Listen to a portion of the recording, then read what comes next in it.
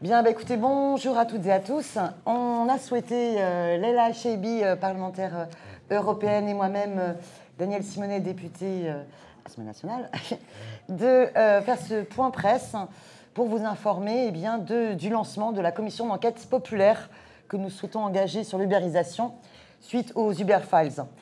Vous vous souvenez, lors des révélations des Uber Files qui ont bien démontré que Emmanuel Macron avait non seulement aidé au développement de l'implantation de Uber, cette multinationale américaine, en France, en notamment intervenant à la fois sur le travail législatif, réglementaire, mais par aussi nombre de rendez-vous, réunions, SMS, rencontres, coups de téléphone qui n'étaient jamais inscrits à son agenda. Et il a pu intervenir en faveur de ce lobbying en total désaccord avec le gouvernement de l'époque.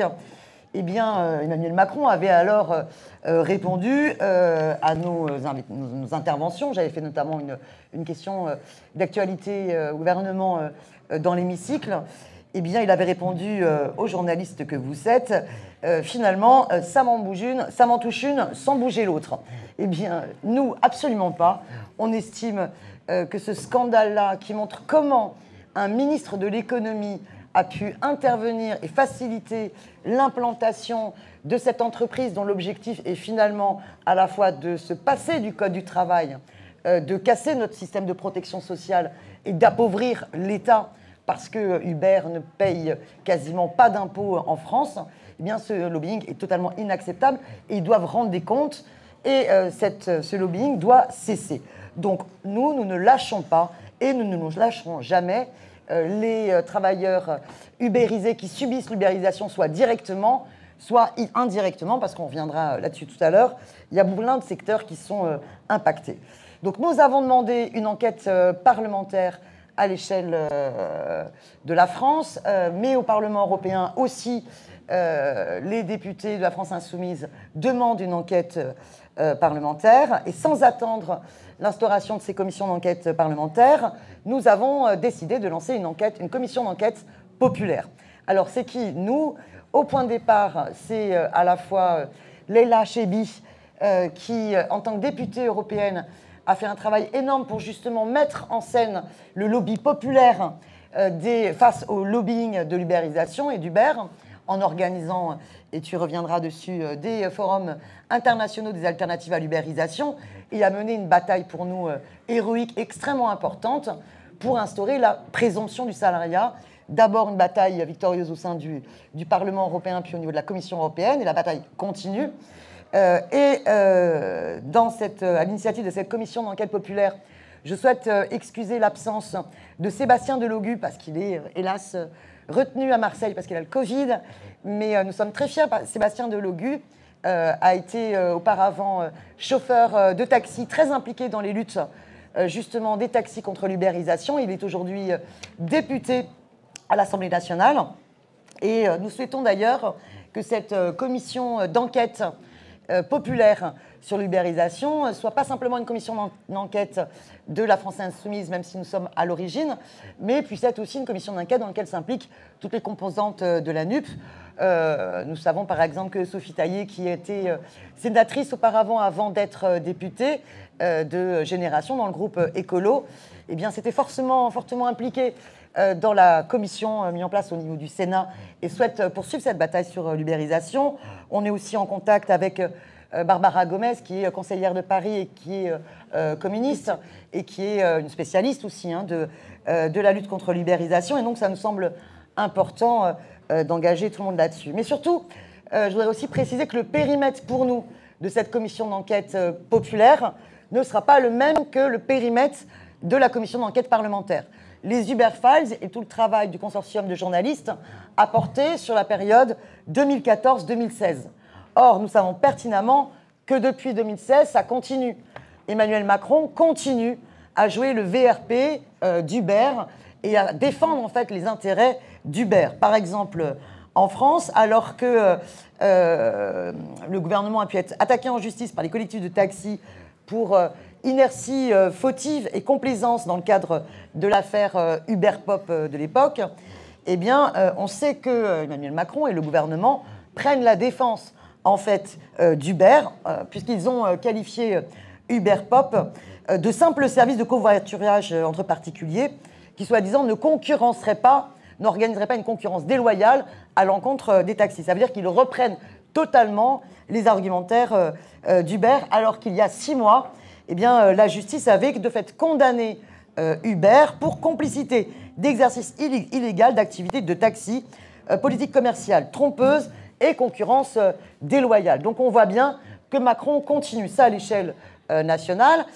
Sur un autre secteur, pas directement de l'ubérisation, mais en fait de l'économie des plateformes, cet été, il y a pu y avoir une polémique au niveau des dark stores, qui ne vous aura pas échappé, puisque il y a eu une fuite, il y a 10 jours, d'un projet d'arrêté pour faciliter l'implantation des dark stores dans les villes. Et finalement, ce projet d'arrêté gouvernemental permettait de dire, eh bien, si, vous savez, ces dark stores, c'est-à-dire des hangars qui permettent de stocker plein de marchandises et de faire en sorte que vous avez des livreurs qui, en 10 minutes, vont permettre de livrer des courses sans passer par un magasin en tant que tel. Vous savez que, normalement, dans les plans locaux de l'urbanisme, dans la réglementation, il n'est pas possible de les développer n'importe comment. Or, leur projet d'arrêté estimait qu'à partir du moment où il y avait un point relais, eh bien, ces hangars pouvaient être qualifiés de commerce. Et donc, en fait, le changement d'usage n'était plus contraint par une démarche nécessitant acceptation.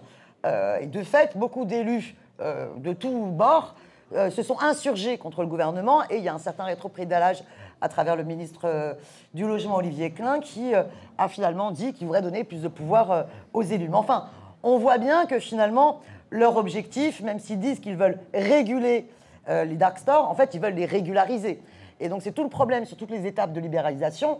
On voit bien que la Macronie cherche à chaque fois à l'amplifier, à la généraliser, à la soutenir. Et Leïla Chaibi va surtout pouvoir aussi nous raconter à quel point, à l'échelle du Parlement européen, quand la bataille a été portée pour la présomption du salariat et des travailleurs des pseudo-indépendants des plateformes, l'attitude d'Emmanuel Macron a été à chaque fois, au contraire, de défendre les intérêts d'Uber. Alors, pour terminer, et avant de passer la parole à Leïla, notre commission d'enquête populaire que nous lançons, elle va avoir 2 objectifs, à la fois de bien enquêter sur l'aspect lobbying, comment, en l'absence de toute transparence, ce travail de VRP de la part d'Emmanuel Macron et de la Macronie se poursuit à l'échelle nationale, mais aussi comment le scandale des Uber Files se poursuit, de fait, dans plein d'autres pays européens, et comment, du coup, l'empêcher, quelles sont les élaborations politiques possibles pour empêcher cela. Et deuxième objet de notre commission d'enquête populaire, c'est bien de travailler sur les effets de l'ubérisation, terribles, puisque vous savez, pour moi, j'estime que c'est un suicide social collectif. J'avais fait d'ailleurs une conférence gesticulée sur la question de l'ubérisation suite au livre de taxi. C'est un suicide social collectif parce qu'en réduisant les citoyens à des consommateurs et en leur faisant miroiter du low cost, ils deviennent complices en utilisant l'ubérisation, complices finalement d'une casse du code du travail, d'une casse de la sécurité sociale et d'un appauvrissement de l'État. Bon. Et les effets, ça ne s'arrête pas aux taxis, VTC, livreurs à vélo, mais on sait qu'il y a plein de secteurs professionnels, de plus en plus nombreux, qui sont touchés par l'ubérisation, par cette nouvelle étape capitaliste engagée. Je te laisse la parole pour poursuivre, Leïla. Merci.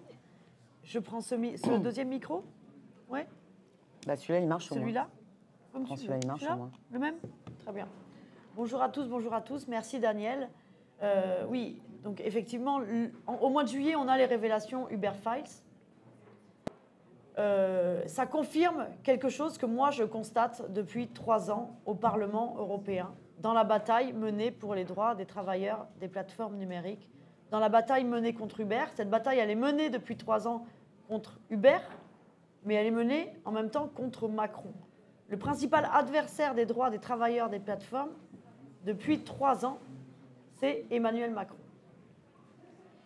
Et pendant les 3 ans de bataille, à partir du moment où, en 2019, Ursula von der Leyen, présidente de la Commission européenne, annonce que dans la feuille de route pour les 5 années qui viennent, vous savez, en début de mandature, donc Ursula von der Leyen, la présidente de la Commission européenne, elle dit les sujets sur lesquels va travailler le Parlement européen. Parce que, bon, entre parenthèses, on est le seul Parlement à ne pas avoir le droit d'initiative législative, on n'a pas le droit d'écrire les premiers jets de loi, donc on doit attendre que la Commission nous dise.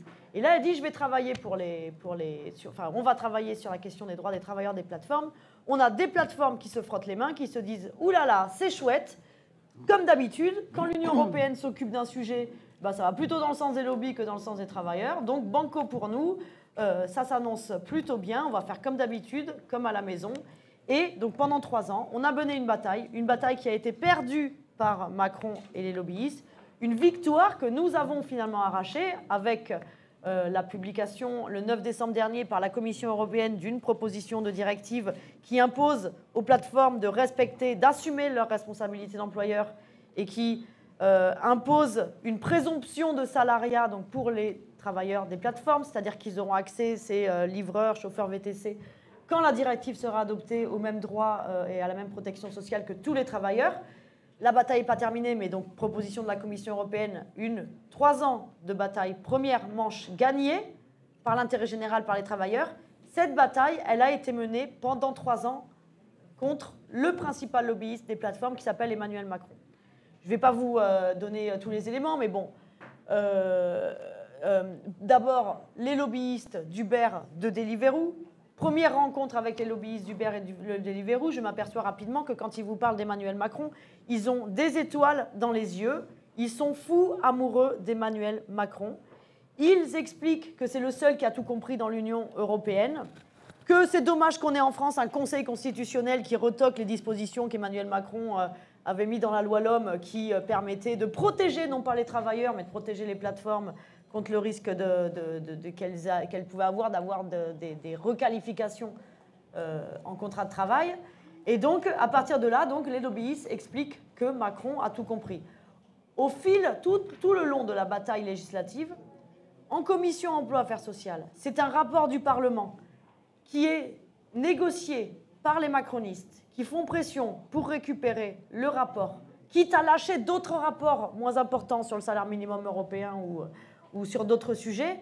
C'est des coups de pression jusqu'au dernier moment, jusqu'à la dernière minute, jusqu'au 8 décembre au soir, jusqu'à la veille de l'annonce par la Commission européenne d'une directive protectrice des droits des travailleurs des plateformes, des courriers qu'on a à votre disposition de la France qui met la pression sur la Commission européenne pour que surtout pas il y ait la présomption de salariat. C'est des mensonges d'Elisabeth Borne, première ministre du Travail à l'époque, avant qu'elle soit première ministre, qui ment à l'Assemblée nationale, une fois que le Parlement européen a voté pour la présomption de salariat, en jouant sur le fait que certes, on n'est pas les meilleurs en anglais, nous les Français, bon, les Espagnols sont plus nuls que nous, mais on n'est pas les meilleurs en anglais, mais quand on vous dit « Presumption of Employment Relationship », il ne faut pas être bilingue, tu vois, bon, tout le monde a compris ici, je pense, « Presumption of Employment Relationship ».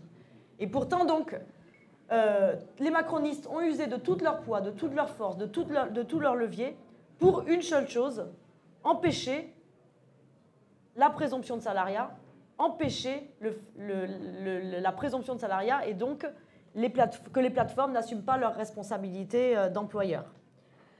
Pourquoi Macron a mis autant d'ardeur à faire ça? Pourquoi Macron a mis autant d'enthousiasme à défendre les intérêts d'Uber, à se faire le lobbyiste d'Uber? Je ne pense pas qu'il ait été payé par Uber ou par les plateformes. Par contre, clairement, ce qui s'est passé, c'est qu'il a vu que là-dedans, il y avait un cheval de Troie qui permettait de détricoter tout le salariat.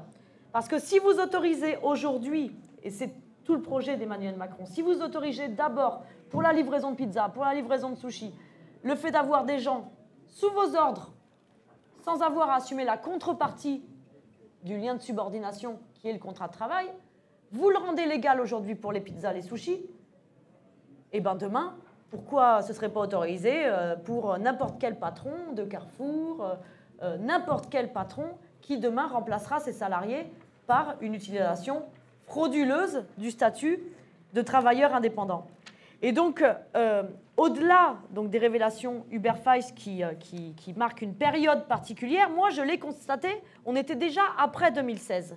Je le constate depuis 2019. De 2019 à au moins, on va être gentil, hein, on va dire juin 2022, hein, parce que je ne sais pas ce qui s'est passé cet été, je vous avoue, mais de 2019 à juin 2022, Macron a continué à se faire le lobbyiste d'Uber. Entre janvier et juin, il avait ce qu'on appelle la présidence du Conseil de l'Union européenne. Il n'était pas président de l'Europe, contrairement à ce qu'on racontait, mais il avait une présidence qui tourne tous les 6 mois entre chefs d'État. Il a utilisé cette présidence pour saboter la proposition de directive de la Commission européenne. Entre parenthèses, quand on a eu un débat ici aux Amphis avec Clément Beaune hier, entre Clément Beaune et Manon Aubry, qui est vent debout contre notre idée de faire de la désobéissance quand l'Union européenne ne respecterait pas nos programmes et notre clause de non-régression sociale et écologique, et bien là, on avait l'impression que les macronistes seraient prêts à désobéir s'il y avait une directive, si les propositions de la Commission européenne se traduisaient dans le cadre d'une directive. Si la proposition de directive de la Commission européenne avait lieu, on les entend qui ne diraient pas non à une désobéissance, ce qui est assez drôle quand même. Pour une fois que l'Union européenne apporte une proposition qui va dans le sens de l'avancée sociale, et bien là, tiens, hop, la désobéissance, finalement, elle a du sens pour les macronistes. Bref, je ferme la parenthèse. Donc en tout cas, tout ça, ce rôle de lobbyiste, il a continué. Donc c'est le rôle de notre commission d'enquête populaire suite au Uber Files que de vérifier de quelle manière l'ubérisation s'est imposée dans la société pour détricoter tous les droits sociaux, pour casser notre modèle social, casser le droit du travail, et de quelle manière les décisions politiques, elles sont largement influencées par le lobby des plateformes, comme le disait Daniel, où on a déjà de forts soupçons des éléments qui sont sortis cet été avec les dark stores et un gouvernement qui reprend mot pour mot les éléments de langage des lobbyistes des dark stores. Donc comment on va la mener, cette commission d'enquête populaire, avec Daniel Simonet, avec Sébastien Delogu? On va d'abord mener toute une série d'auditions. Ces auditions, on ne va pas les faire dans des salles fermées, on va les faire sur l'espace public, là où sont les travailleurs. On va les faire devant les dark stores, donc qui sont apparus dans toutes nos villes, qui vous proposent de vous faire livrer vos courses en moins de 10 minutes. On va les faire devant ces dark kitchens aussi, qui sont le nouveau terrain d'investissement de l'ubérisation, le nouveau stade de l'ubérisation. Ces dark kitchens qui sont des cuisines-usines qui en fait font directement concurrence, une concurrence déloyale aux restaurants, et où vous pouvez trouver donc un certain nombre de travailleurs devant ces dark kitchens. On va les mener à ces endroits-là, ces auditions. On va les mener au Guantanamo des taxis, hein, à l'aéroport Charles de Gaulle. On va mener des auditions avec les professions directement ubérisées les plus visibles, conducteurs de VTC, livreurs de repas à domicile, mais également les victimes de l'ubérisation, que sont les conducteurs de taxi. Donc, comme ça a été dit, il se trouve que parmi les 3 initiateurs de cette commission d'enquête populaire, eh bien, Daniel Simonet et Sébastien Delogu sont tous les deux des experts et très impliqués depuis des années dans les luttes de taxi. Sébastien, c'était lui-même un taxi. On va donc mener ces auditions. On va également s'atteler à auditionner toutes les professions nouvellement ubérisées dans les secteurs des aides à domicile, les guides conférenciers également, une audition publique à côté de la pyramide du Louvre. Enfin voilà, toute une série d'auditions dont on vous transmettra le calendrier. Et puis surtout, cette commission d'enquête populaire va démarrer son action le 8 septembre, le jeudi 8 septembre, pas la semaine prochaine mais l'autre, avec la 3e édition du Forum transnational des alternatives à l'ubérisation que nous organisons à Bruxelles. Donc nous avons formé, face au lobbying d'Uber porté par Macron, depuis 3 ans, un contre-lobby, un lobby alternatif, le lobby des travailleurs, qui se réunit régulièrement à Bruxelles, où viendront encore une fois, comme à l'habitude, une centaine de travailleurs, de livreurs, de conducteurs VTC, de taxis, de professions ubérisées de 20 pays différents qui se réuniront à Bruxelles pour contrebalancer le lobbying qui, lui, a ses aises à Bruxelles et à ses habitudes, quoique maintenant ce nouveau contre-lobby qui a plutôt porté ses fruits avec la victoire que nous avons arrachée commence également à avoir ses aises à Bruxelles, et il a bien raison. Le 8 septembre, donc, il y aura le même jour une mobilisation européenne des taxis à Bruxelles, suite toujours au Uber Files. Ils seront en grève, ils viendront de différents pays européens. Nous les accueillerons évidemment lors du forum, et nous organiserons une convergence avec une grande action de rue en fin de journée devant la Commission européenne. Voilà pour le rendez-vous donc, qui lancera cette commission d'enquête populaire suite au Uber Files. Et puis, donc encore une fois, nous vous transmettrons un calendrier. Il y aura un certain nombre de surprises, de rendez-vous dans les mois qui viennent. Donc pour à la fois évaluer l'impact du lobbying des plateformes, toujours en cours sur les décisions publiques et notamment sur Emmanuel Macron lui-même, et puis également les impacts de la diffusion de l'ubérisation dans nos sociétés, sur notre modèle social, sur notre droit du travail et sur notre économie.